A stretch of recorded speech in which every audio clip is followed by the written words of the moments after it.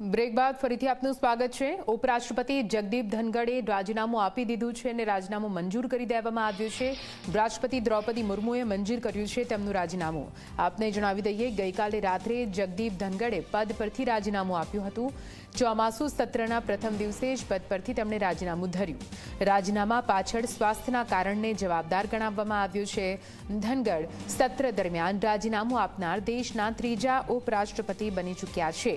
જગદીપ ધનગડ 2022માં બન્યા હતા દેશના ઉપરાષ્ટ્રપતિ।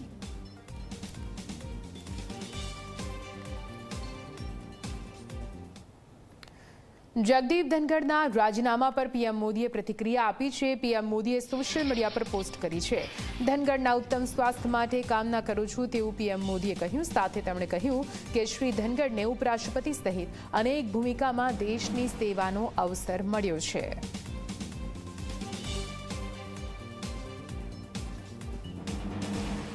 તો પ્રધાનમંત્રી નરેન્દ્ર મોદીએ ધનગડે આપેલા રાજીનામા પર પ્રતિક્રિયા આપી છે। જગદીપ ધનગડ જેઓ હવે ઉપરાષ્ટ્રપતિ પદ પર યથાવત નથી, તેમણે રાજીનામું ધરી દીધું છે। તેમનું રાજીનામું મંજૂર પણ કરી લેવામાં આવ્યું છે। ત્યારે પીએમ મોદીએ સોશિયલ મીડિયા પર તેમના વખાણ કરતી પોસ્ટ કરી।